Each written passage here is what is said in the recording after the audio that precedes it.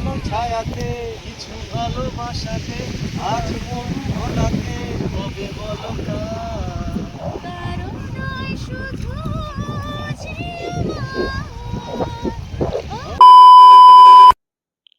So hey guys, Bakkhali day 2 এর ভ্লগে তোমাদের সবাইকে ওয়েলকাম। আমি বলেইছিলাম নিজের আগের ভ্লগে যে আমার পরের দিন ভোর 6টা থেকে স্টেজ ছিল। তো আমি উঠে ফ্রেশ হয়ে রেডি হয়ে বেরিয়ে পড়েছিলাম শো এর উদ্দেশ্যে। যে মেয়ে প্রত্যেকদিন 9টার আগে ওঠে না, সে সেদিন ভোর 4টের সময় উঠেছিল। ভাবতে পারছো তোমরা? আসলে ডে 1 এর শোটা নর্মাল শো ছিল। অ্যাকচুয়ালি আসল শো আমার 28 তারিখ ভোরবেলাতেই ছিল, কজ ওই দিন সিআইএসএফ এর প্রচুর আর্মিরা, ওদের স্পেশাল গেস্টরা এসেছিল। আর আমি শো হোস্ট করেছিলাম ফার্স্ট টাইম। অ্যাঙ্কারিং থেকে শুরু করে সিঙ্গিং যাবতীয় পুরোটাই সেদিন আমি সামলেছি। আর এর ফুল ক্রেডিট সাগর মিউজিক্যাল ট্রুপের মেম্বারদের, বিশেষ করে Somnath uncle and Rabi uncle. আর সিআইএসএফকেও থ্যাংক ইউ, আমাকে এত বড় একটা শো এর কাজের করার জন্য, অপরচুনিটি দেওয়ার জন্য। আমি সত্যি খুব हमारे ये গর্বিত যে प्रोग्राम এত বড় देखने के শো। लिए, इसमें पार्टिसिपेट करने के लिए, एंजॉय करने के लिए। तो मैं इस प्रोग्राम की शुरुआत अपने एक गाने से करना चाहती हूँ। और यहाँ जो गेस्ट, हमारे स्पेशल गेस्ट लोग आए हैं, उनको भी बहुत बहुत वेलकम। तो मैं उम्मीद करती हूँ कि आपने अपना जो कीमती वक्त निकाल के यहाँ आए हैं, उपस्थित हुए हैं, तो निराश नहीं होंगे। तो मैं शुरू करती हूँ मेरी पहली गायकी से आज का प्रोग्राम। ऐ मेरे वतन के लोगों, जरा आँख में भर लो पानी। जो शहीद हुए हैं उनकी जरा याद करो कुर्बानी। ऐ मेरे वतन के लोगों, जरा आँख में भर लो पानी। जो शहीद हुए हैं उनकी जरा याद करो कुर्बानी।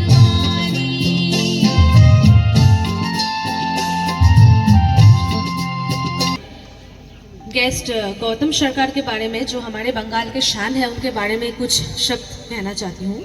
Shri Gautam Sarkar, well known by Indian बेगबोर, East Bengal club captainship from 1972 to 1976, Mohan Bagan Club to 1977 to 1983, repeat Indian national team represented Theran Asian Games and Mardeka, multiple years in 70s and 80s, played in Santosh Trophy, captained in 1977.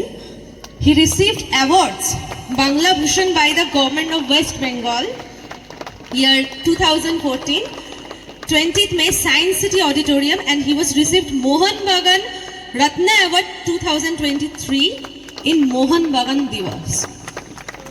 तो एक जोरदार ताली हो जाए उनके लिए, वो हमारे बीच मौजूद है।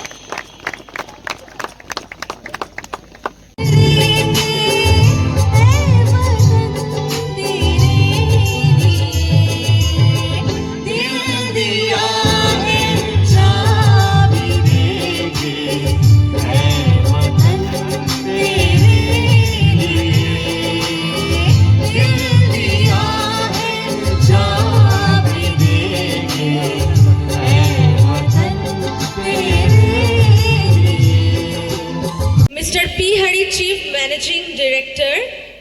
He served 28 years of Indian Navy.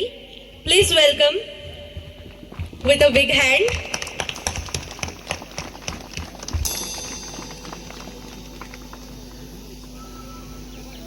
"100 cyclists, including 35 female candidates."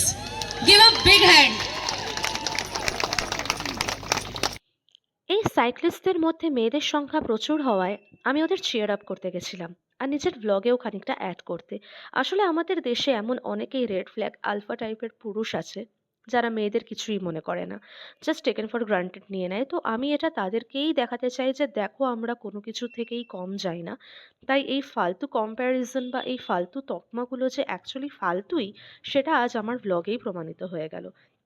এখানে প্রত্যেকেই ভীষণ পরিশ্রমী, বিশেষ করে প্রত্যেক যে সাইক্লিস্ট যারা ছিলেন তারা প্রত্যেকেই ভীষণ পরিশ্রমী এবং তারা পুরো কোচি অবধি আমাদের শো জানে। শেষ হয়ে গেছে, এখন আমরা সি বিচে এসেছি আমাদের শো। অসাধারণ উপলব্ধি, যা ভাবতেও পারিনি জীবনে আমরা এত ভালো একখানা প্ল্যাটফর্ম পাবো বা আমাদেরকে এত সম্মান দেবে, তার জন্য আমরা খুব আপ্লুত, আনন্দিত। এক এক করে তারপরে আমি আমার মাকে একটুখানি নিজের ভ্লগে অ্যাড করে নিই, অ্যান্ড দেন সিআইএসএফ এর বাকি মেম্বারদেরও নিজের ভ্লগে অ্যাড করে নিই। তো তোমরা যদি আমার পুরো শোটা দেখতে চাও তাহলে অবশ্যই জানিও, মানে বিশেষ করে আমার performance গুলো। আর তারপরে আমি একটুখানি আশপাশটাও নিজের ক্যামেরাতে ব্যাকগ্রাউন্ডের গানটা আমাদের সকলেরই জানা এবং আমার নিজের ভেবেছিলাম এই গানটা আমি গাইবো, কিন্তু পরে রিয়েলাইজ করি এই গানটা আমি নিজের গান, তাই জন্য এই গানটাকে আমি স্কিপই করি। বাকি গানগুলো যদি তোমরা দেখতে চাও তাহলে অবশ্যই অ্যান্ড দেন ভ্লগ করতে করতে আমি এখানে একটা আর্মি দাদাকেও নিয়ে নিই। আমরা অ্যাকচুয়ালি রোদের একদম উল্টো দিকে দাঁড়িয়েছিলাম বলে ক্যামেরাতে নিজেদের দেখতে পাচ্ছিলাম না, তো আবার আমি এই দাদাটাকে ডেকে নিই। ইনি আমার সমস্ত ফটো ভিডিও নিজের ক্যামেরা বন্দি করেছিলেন। দেন আমি আমাদের সিআইএসএফ এর এই স্থলযানটাকেও খানিকটা নিয়ে নিই। এটা অ্যাকচুয়ালি জলেও চলে আবার স্থলেও চলে। আর এই ভিডিওটা আমার দিদি তুলেছিল যখন আমি স্টেজে অ্যাঙ্কারিং করছিলাম। এটা জাস্ট দারুণ একটা অভিজ্ঞতা ছিল আমাদের। সিআইএসএফ এর জওয়ানদের এই যানকে এত কাছ থেকে দেখা একটা পরম সৌভাগ্যের ব্যাপার আমার কাছে। এটা সত্যি ভীষণ দারুণ একটা যান ছিল। আর এটা আমি পুরো নিজের চোখেও দেখেছিলাম যখন এটা স্থলেও চলছিল এবং জলেও চলছিল। ওই ভিডিও যদি তোমরা দেখতে চাও তাহলে আমাকে অবশ্যই জানিও। আমি আমার পেজে অবশ্যই আপলোড করব সেই ভিডিওটা। দেন আশপাশের পরিবেশটা খানিকটা নিতে নিতে আমি এগিয়ে যাচ্ছিলাম, অ্যান্ড দেন আমি চলে গেছিলাম সি বিচে এনজয় করতে। অনেক যুগ পর সমুদ্র দেখে আমি রীতিমতো পাগল হয়ে গেছিলাম। আর পেছন থেকে রবি কাকু আমাকে সমানে কুমিরের ভয় দেখিয়ে যাচ্ছিলেন, আর ওসব শুনে আমার ভয় কম হাসি বেশি পাচ্ছিল। আর সমুদ্রের জলে নিজের পা ভিজিয়ে আমার সিরিয়াসলি খুব ভালো লাগছিল। এই দুদিনের যে এত খাটনি, এত পরিশ্রম, আমার সমস্ত কিছু মনে হচ্ছিল কোনো কিছুই না এই সমুদ্রের কাছে। আমি মেল্ট হয়ে গেছিলাম এখানে। আমার ভীষণ ভালো লাগছিল এখানে এসে। আমি তো স্নানও করতে চেয়েছিলাম, বাট ঠান্ডা লেগে যাবার ভয়ে আমি আর স্নান টান করিনি। আর এমনিতেও বকখালির সি বিচ চোরাবালির জন্য খুব একটা পপুলারও নয়, মানে পপুলার হলেও বদনাম বলতে পারো। কারণ বকখালিতে সি বিচে প্রচুর চোরাবালি থাকে, আর ওই চোরাবালির ভয়ে কেউ স্নান টান খুব একটা করে না। স্নান করার জন্য নিউ দীঘাকেই সবাই প্রেফার করে। তো আমি জাস্ট এমনি নর্মাল ওয়াক করছিলাম, একটুখানি ভিডিওগ্রাফি করছিলাম। আর সবাই বারবার আমাকে ওয়ার্নিং দিলেও কথা শোনালেও আমি কিছুই ফলো করছিলাম না। ধীরে ধীরে প্রায় সমুদ্রের আমি মিডিলে চলে গেছি, তোমরা দেখতেই পাচ্ছ। কারণ আমার সমুদ্র ভীষণ ফেভারিট, আর তারও নস্টালজিক একটা আবেগ কাজ করে। তবে বকখালির সি বিচে যেহেতু অনেক চোরাবালির ভয় ছিল, তাই সত্যি কথা বলতে আমি নিজেও সেটা ফিল করেছি। আমার পায়ের নিচ থেকে বালিগুলো ঢেউয়ের সাথে সাথেই সরে যাচ্ছিল, যেটা একটু হলেও ভয়াবহ। বাট আমার তো বেশ মজারই লেগেছিল। আমি রীতিমতো নিজের সব স্ট্রেস বার করছিলাম সেদিন।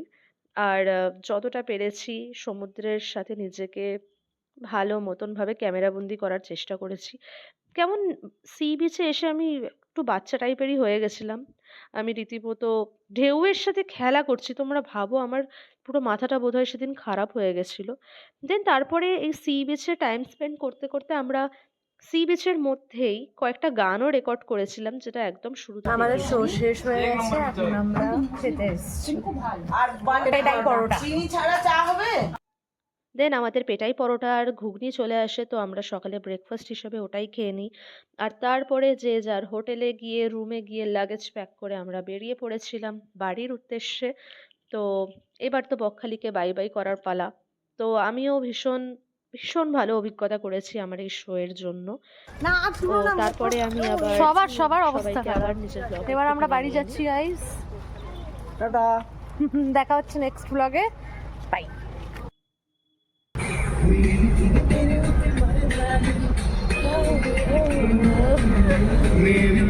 আজকে দিন আমি ক্যান্সারে আমি আর আমার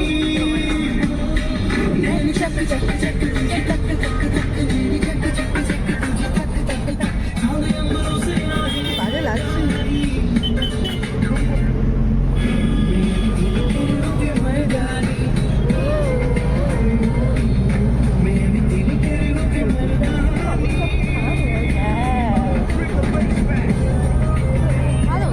সেদিন অ্যাকচুয়ালি সি বিচে যেতে গিয়ে আমি অনেক লাল ক্র্যাবসও দেখতে পেয়েছিলাম, বাট ওরা আমাদের পায়ের আওয়াজ শুনে বালির ভেতরে গর্ত করে ঢুকে যাচ্ছিল বলে সেটা আমি ক্যামেরাবন্দি করতে পারিনি।